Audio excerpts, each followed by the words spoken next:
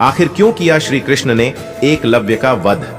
एकलव्य की कुशलता महाभारत काल में प्रयाग के तटवर्ती प्रदेश में सुदूर तक फैला श्रृंगवेरपुर राज्य एकलव्य के पिता निषाद राज हिरण्यधनु का था। उस समय श्रृंगवेरपुर राज्य की शक्ति मगध, हस्तिनापुर, मथुरा, चेदी और चंदेरी आदि बड़े राज्यों के समकक्ष थी।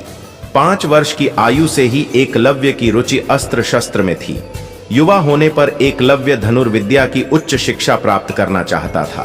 उस समय धनुर्विद्या में गुरु द्रोण की ख्याति थी, पर वे केवल विशेष वर्ग को ही शिक्षा देते थे। पिता हिरण्यधनु को समझा बुझाकर एकलव्य आचार्य द्रोण से शिक्षा लेने के लिए उनके पास पहुंचा, पर द्रोण ने दुत्कार कर उसे आश्रम से भगा दिया। एकलव्य हार मानने वालों में से न था। वह बिना शस्त्र शिक्षा प्राप्त किए घर वापस लौटना नहीं चाहता था। इसलिए उसने वन में आचार्य द्रोण की एक प्रतिमा बनाई और धनुर्विद्या का अभ्यास करने लगा। शीघ्र ही उसने धनुर्विद्या में निपुणता प्राप्त कर ली। एक बार द्रोणाचार्य अपने शिष्यों और एक कुत्ते के साथ उसी वन में आए। उस समय एकलव्य धनुर्विद्या का अभ्यास कर रहे थे। कुत्ता एकलव्य को देख भौंकने लगा।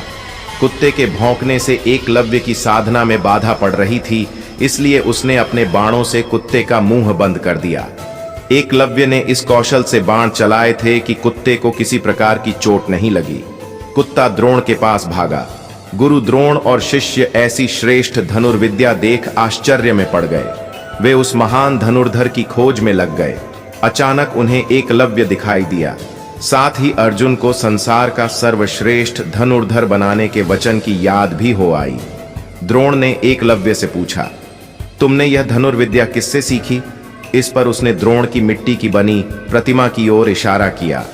द्रोण ने एकलव्य से गुरु दक्षिणा में एकलव्य के दाएं हाथ का अंगूठा मांग लिया। एकलव्य ने साधनापूर्ण कौशल से बिना अंगूठे के धनुर्विद्या में पुनः दक्षता प्राप्त कर ली। पिता की मृत्यु के बाद वह श्रृंगवेर राज्य का शासक बना और अपने राज्य की सीमाओं का विस्तार करने लगा। वह जरासंध की सेना की तरफ से मथुरा पर आक्रमण कर कृष्ण की सेना का सफाया करने लगा। सेना में हाहाकार मचने के बाद श्री कृष्ण जब स्वयं उससे लड़ाई करने पहुंचे तो उसे सिर्फ 4 अंगुलियों के सहारे धनुष बाण चलाते हुए देखा तो उन्हें अपनी आंखों पर विश्वास ही नहीं हुआ। चूंकि वह मानवों के नर संहार में लगा हुआ था, इसलिए कृष्ण को एकलव्य का संहार करना पड़ा। एकलव्य अकेले ही सैकड़ों यादव वंशी योद्धाओं को रोकने में सक्षम था। इसी युद्ध में कृष्ण ने छल से एकलव्य का वध किया था। उसका पुत्र केतुमान महाभारत युद्ध में भीम के हाथ से मारा गया था। जब युद्ध के बाद सभी पांडव अपनी वीरता का बखान कर रहे थे, तब कृष्ण ने अपने अर्जुन प्रेम की बात कबूली थी। कृष्ण ने अर्जुन से स्पष्ट कहा था कि तुम्हारे प्रेम में मैंने क्या क्या नहीं किया है। तुम संसार के सर्वश्रेष्ठ धनुर्धर कहलाओ, इसके लिए मैंने द्रोणाचार्य का वध करवाया, महापराक्रमी कर्ण को कमजोर किया और न चाहते हुए भी तुम्हारी जानकारी के बिना भील पुत्र एकलव्य को भी वीरगति दी, ताकि तुम्हारे रास्ते में कोई बाधा ना आए। मित्रों, वीडियो में अंत तक बने रहने के लिए धन्यवाद मित्रों।